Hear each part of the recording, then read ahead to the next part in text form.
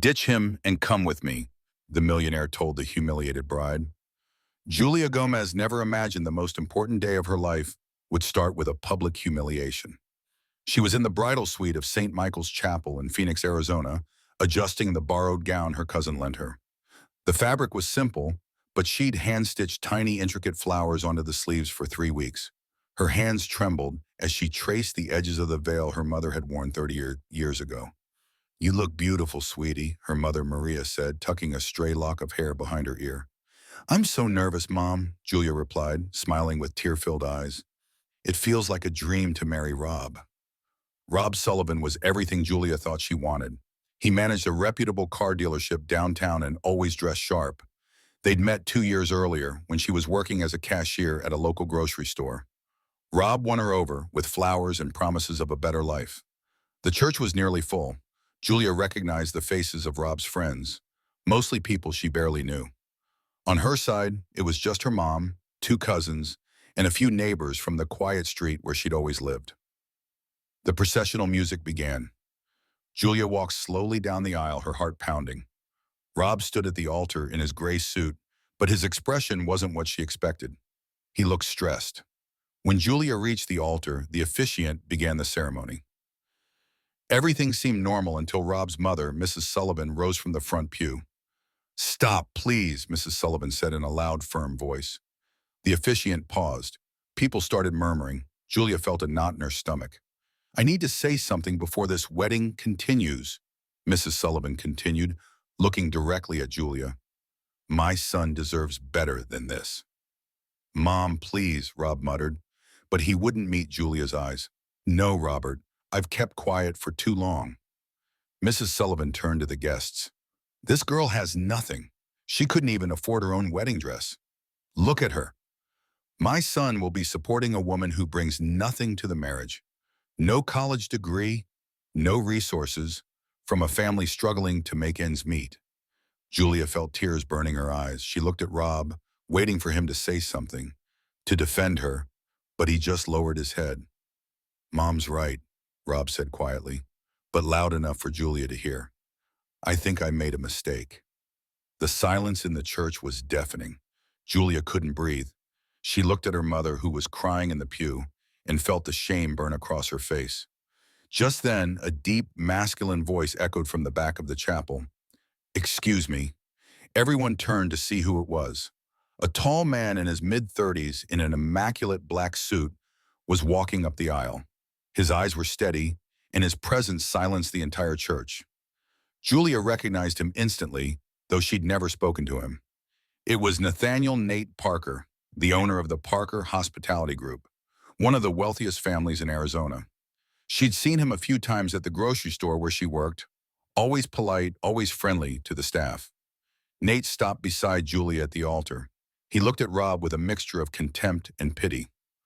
"You're a coward," Nate told Rob, his voice calm but sharp. "To allow this woman to be humiliated and not say a single word in her defense. You don't deserve a minute of her time." Nate then turned to Julia. His eyes were kind. "Ms. Gomez," he said. The fact that he knew her name surprised her. "You don't deserve to go through this. No woman does. If you want to leave right now, I have a car waiting outside. I can take you anywhere you need to go. And if you're open to an unusual proposition, I have an offer for you." Julia was confused, but she also felt a strange sense of relief. "What proposition?" she managed to ask. "I need to travel to Austin, Texas tomorrow for company business. After that, I'm going to Charleston, South Carolina, and Savannah, Georgia," Nate explained. "I need someone to accompany me on those trips, someone who knows the real America, not just the tourist traps, someone honest and hardworking. I pay well, and you won't have to worry about a thing for a month. Then, if you want to come back here, you can. If you want to take a different path, I'll help you." The officiant, Mrs. Sullivan, Rob, and all the guests stared, slack-jawed. "Why would you do this for me?" Julia asked, her voice trembling. "Because I've seen too many good people humiliated in life, and I believe you deserve a chance to start fresh, far away from here," Nate answered. "But the decision is yours. You can stay and try to continue this ceremony, or you can walk out with me right now." Julia looked at Rob one last time. He avoided her gaze. Then she looked at her mom, who nodded slowly, eyes still wet with tears but offering a small, supportive smile. Julia took a deep breath and did something she never imagined. She gathered the edge of the borrowed dress and started walking toward the church exit with Nate Parker. The doors opened, and the Arizona sunlight streamed into the chapel as she walked out, leaving behind what should have been her wedding, walking toward the complete unknown. Nate's car was a discreet, comfortable black sedan. Nice, but not flashy. Julia got in, still in the borrowed wedding dress, feeling utterly out of place. The driver, a kind, gray-haired man named Ernesto, drove in silence while Nate sat next to Julia in the back. For the first few minutes, no one spoke. Julia looked out the window, watching the Phoenix streets pass by, still trying to process what had just happened. "Are you all right?" Nate asked gently. Julia turned to him.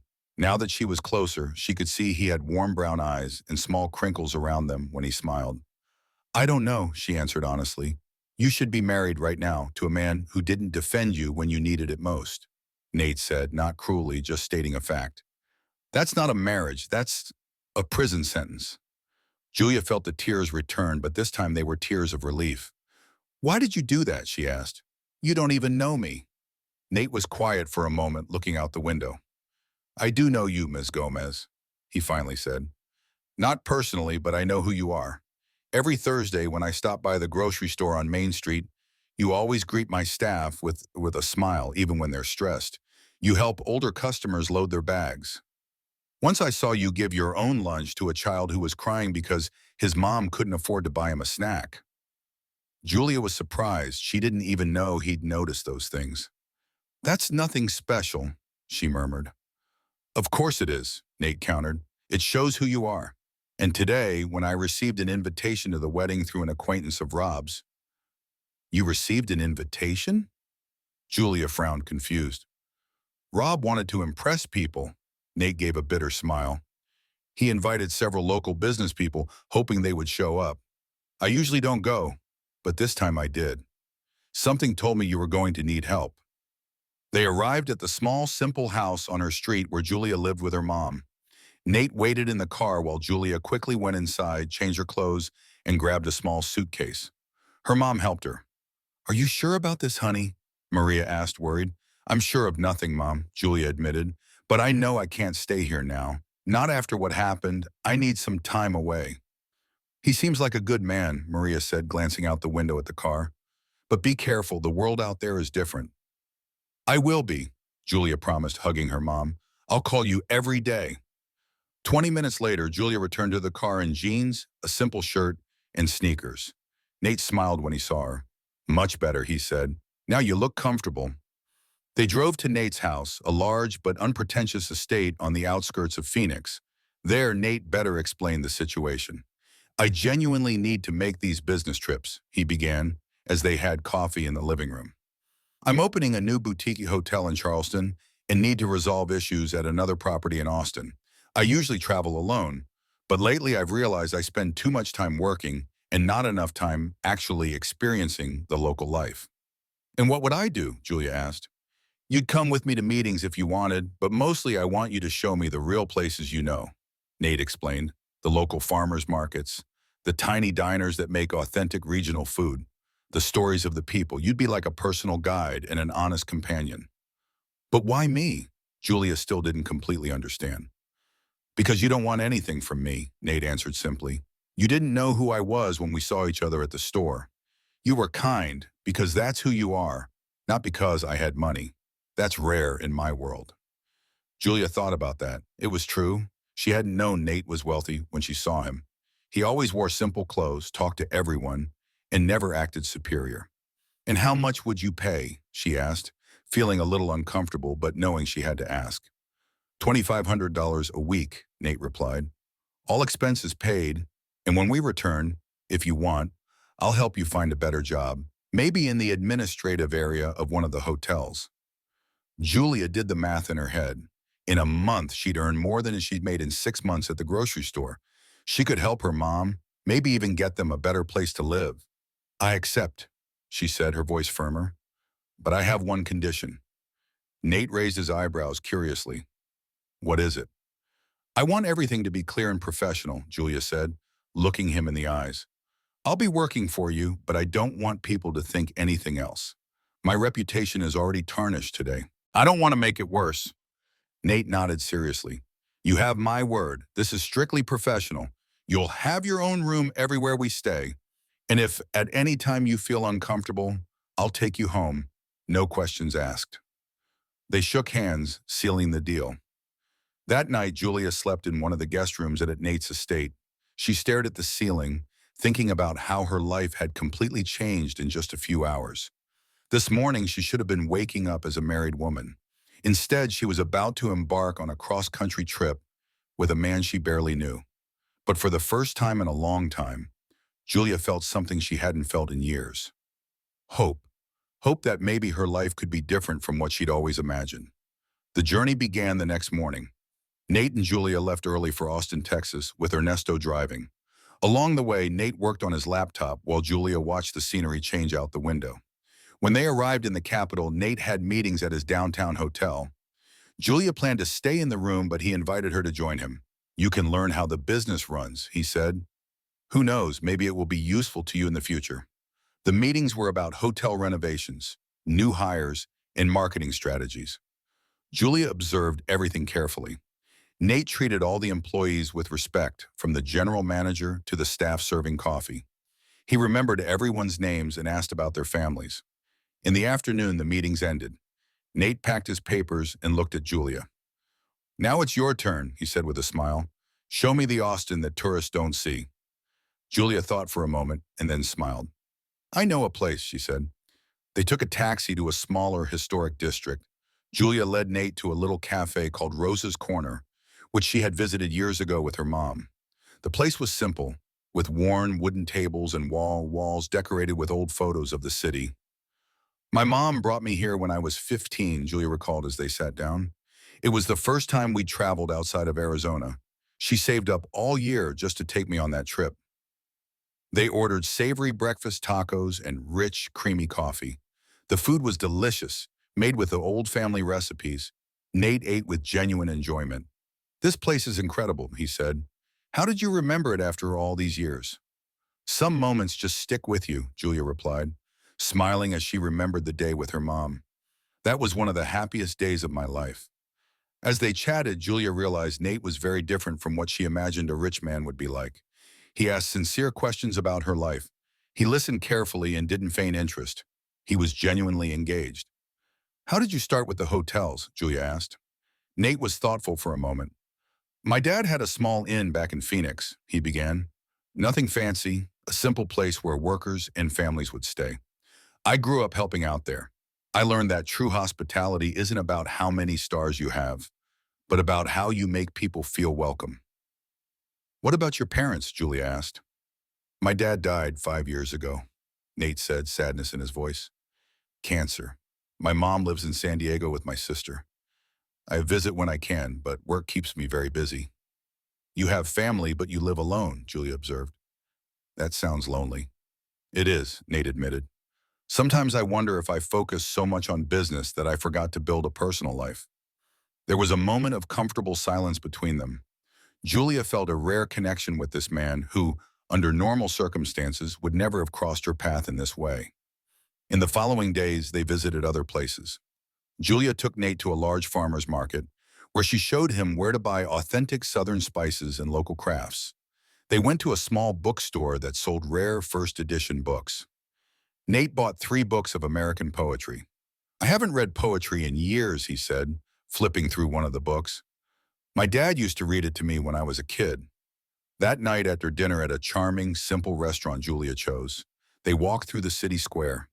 The cathedral lights illuminated the plaza, and there was live music somewhere nearby. Thank you, Nate said suddenly. For what? Julia asked, surprised. For reminding me that life isn't just numbers on spreadsheets and business meetings. He replied, I'd forgotten what it's like to simply live. Julia smiled. I'm the one who should be thanking you. You pulled me out of the worst day of my life and gave me a chance to start over.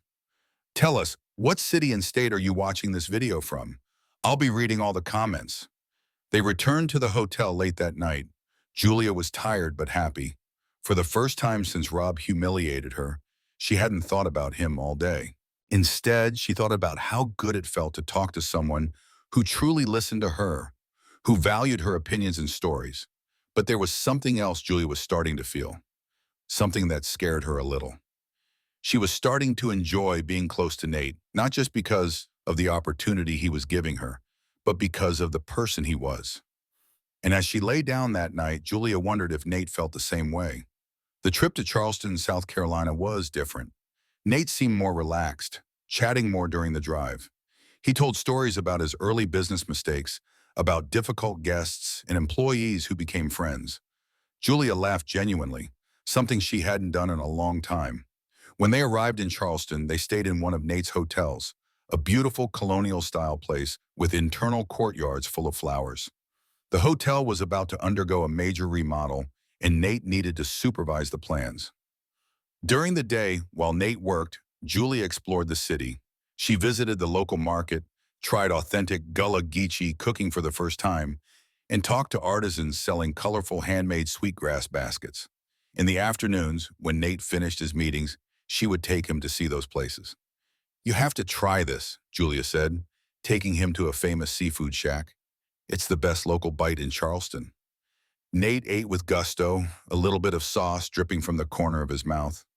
Julia laughed and, without thinking, took a napkin and wiped it away. It was a simple gesture, but both felt something shift in that moment. Their eyes met, and for a few seconds, neither said anything. "Thank you," Nate said softly. There was something different in his voice. Later, they visited the ruins of a historic plantation garden. The sun was setting, painting the sky orange and pink. They walked among the ancient moss-draped oak trees, and Nate seemed thoughtful. "You know," he started, "when I was 25, I got engaged." Julia looked at him, surprised. He had never mentioned that before. "What happened?" she asked gently. "Danielle was complicated," Nate explained, looking at the horizon. "She came from a wealthy family like mine. Our parents were friends. Everyone expected us to marry. But as the wedding approached, I realized I didn't truly know her. She was only interested in parties, being in society magazines. She never cared about the work I did or the dreams I had." "And you called it off?" Julia asked. "I did," Nate confirmed. 3 weeks before the wedding. It was a huge scandal. Her family never forgave me, and many friends drifted away. But I knew it would be a mistake to marry someone I didn't truly love." "And," Julia asked, "do you know what happened to her?" "She married a developer in Miami 6 months later." Nate gave a sad smile. "I think she didn't really love me either. It was just convenient for both of us." They were silent for a moment. Then Nate turned to Julia. "After that, I decided I would never do something just because it was expected of me," he said. "I wanted to build something real, whether in business or in my personal life. But I ended up focusing so much on work that I neglected the personal part." "It's not too late to start over," Julia said softly. "It's not?" Nate asked, looking deep into her eyes. "It's never too late," Julia replied, feeling her heart beat faster. That night, they had dinner on the hotel terrace. The city of Charleston sparkled below, and there was jazz music playing softly in the background. After dinner, Nate asked Julia to stay a little longer. "I need to tell you something," he said, seeming nervous for the first time since they met. "What is it?" Julia asked, feeling a knot in her chest. "I didn't go to that wedding by chance," Nate admitted.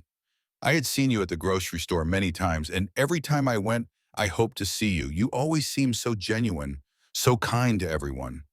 I started going to the store more times than necessary, just to have an excuse," he continued.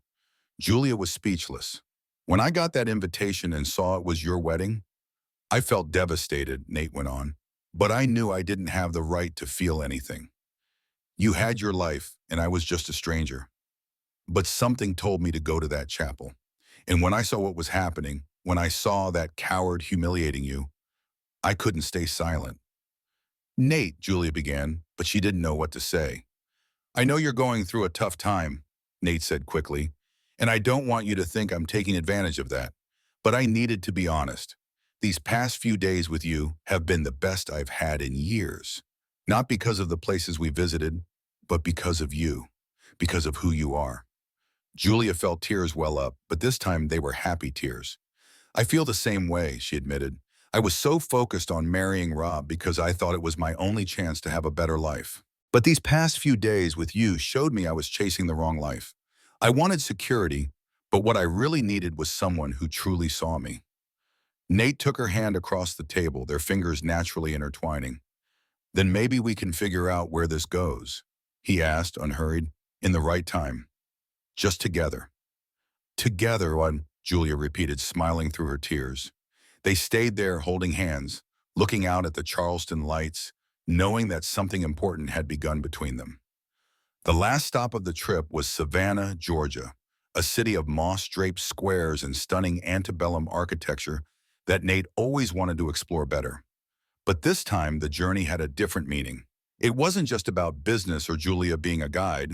It was about two adults discovering feelings neither expected to have. In Savannah, they walked the squares, listened to local ghost stories, and visited a historic theater, laughing at their own startled reactions. Nate took Julia's hand as they walked under the old oak trees, and she didn't let go. You know what I like about you? Julia said as they climbed the stairs to a scenic lookout point. You're just you with me, not the rich businessman, not the hotel owner, just Nate. Because with you, I can be just Nate, he replied. You never asked anything of me. You never tried to impress me. You were just there. From the high point, they looked at the entire city spread out below, a mosaic of pastel colors under the afternoon sun. What's going to happen when we go back to Phoenix? Julia asked, concern clear in her voice. Nate became serious.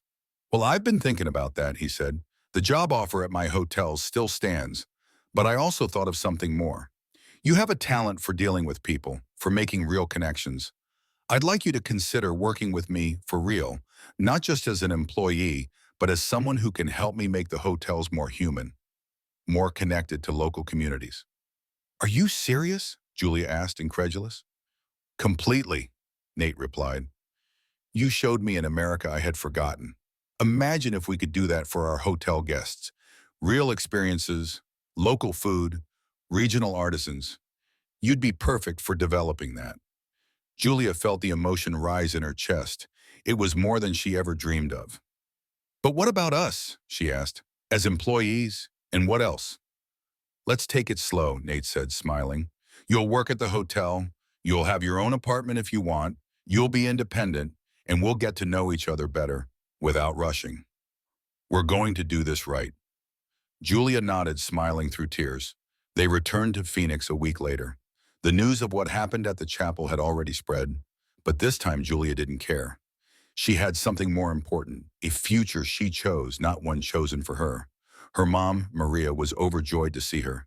They hugged for long minutes. You look different, honey, Maria said, pulling back to look at her daughter. I feel different, Mom, Julia replied. I feel free. In the following months, Julia began working on the Local Experiences project for the Parker Hospitality Group. She visited communities, talked to local artisans and chefs, and created authentic tours for the guests. The job was a challenge, but she loved every minute. Nate and Julia continued getting to know each other, going out to dinner, and talking for hours about everything and nothing. They weren't in a hurry. They both knew that what they felt was real and worth building slowly. 6 months after the wedding that never was, Julia was in her office when she received an unexpected call. It was Rob. Julia, I need to talk to you. His voice sounded small, regretful. What do you want, Rob? Julia asked, her voice firm but not cruel. I want to apologize, he said, for what I did that day, for letting my mom humiliate you and saying nothing. I was a coward. Julia was silent for a moment. You were, she agreed. But you know what? I thank you. How? Rob asked, confused. You showed me who I don't want to be and who I don't want to be with, Julia explained. If you had defended me that day, maybe I would have married you, and it would have been the biggest mistake of my life. You did me a favor, Rob. So, are you happy? He asked. Very, Julia replied, and it was true. I hope you find your happiness someday too, but not with me. She hung up the phone and felt a weight lift from her shoulders. It was the closure she didn't know she needed. That evening, Nate took her to dinner at a special restaurant. He seemed nervous, and Julia didn't understand why. Is something wrong? She asked. No, nothing bad, Nate replied, smiling. In fact, something very good. Julia, these past few months have been the best of my life. You're not just an incredible work partner. You are, you are everything to me. Julia felt her heart race. I'm not asking you to marry me, Nate said quickly, seeing her expression. Not yet. I know you need time after what you went through, but I'm asking you something different. I'm asking you to officially be my girlfriend, to stop pretending this is just friendship when it's clearly much more. Julia laughed, tears of happiness in her eyes. Nathaniel Parker, I thought you were never going to ask, she said. So is that a yes? He asked, hopeful. It's a yes, Julia replied. Nate got up, walked around the table and kissed her gently. It was their first kiss, and it felt like they had been waiting their entire lives for that moment. Months turned into a year. Julia continued to grow in her job, earning the respect of the entire hotel team. She helped her mom move into a nicer house, and she and Nate built a solid relationship based on respect, admiration, and true love. One day, while returning to Charleston to review the hotel remodel, Nate took Julia back to the historic garden ruins, the place where they had first confessed their feelings. The sun was setting again, painting the sky with the same colors as a year earlier. But this time, Nate knelt down. Julia Gomez, he began, his voice emotional. You transformed my life in ways I never imagined. You taught me that a person's true value isn't in what they have, but in who they are. You showed me that love isn't about convenience or status, but about finding someone who sees you completely and loves you for it. He opened a small box, showing a simple but beautiful ring. Will you marry me? For real this time, not out of obligation or pressure, but because it's what our hearts want. Julia was crying, but her smile lit up her whole face. Yes, she said, 1,000 times yes. Nate put the ring on her finger and hugged her tightly. They stood there atop the old ruins, two adults who had found love when they least expected it, in the most improbable way possible. The wedding was small and intimate, in the same chapel where everything began. But this time it was different. Julia's mom was there, crying happy tears. Nate's mom and sister flew in from San Diego. There were employees from the hotels, artisans Julia had met, and true friends. There was no borrowed dress. Julia wore a simple gown she chose herself and felt like the most beautiful woman in the world. When the officiant asked if anyone objected to the marriage, there was a moment of tense silence. Then everyone laughed, including Julia and Nate. I think we'll be fine this time, the officiant said with a smile. They said, I do. They kissed and walked down the chapel aisle hand in hand, officially beginning the life they had built together. Years later, when someone asked how they met, Julia always smiled and said, he rescued me on the worst day of my life, and I showed him how to live again. We saved each other. And Nate always added, sometimes the plans we make aren't the ones we need. Sometimes life has something better saved for us. Julia built a life she never imagined possible, not because she married a rich man, but because she found someone who valued her for who she was. And Nate found what he had searched for his entire life. Someone who loved him not for what he had, but for the man he was. They lived happily, not because life was perfect, but because they chose to build something real based on respect, love, and the ability to grow together. And sometimes the greatest humiliation can turn into the greatest blessing if we have the courage to let go of what no longer serves us and embrace the unknown. If you love this story, comment below, share it with your friends, and hit that subscribe button for more real-life drama revealed on Rich Hearts Revealed.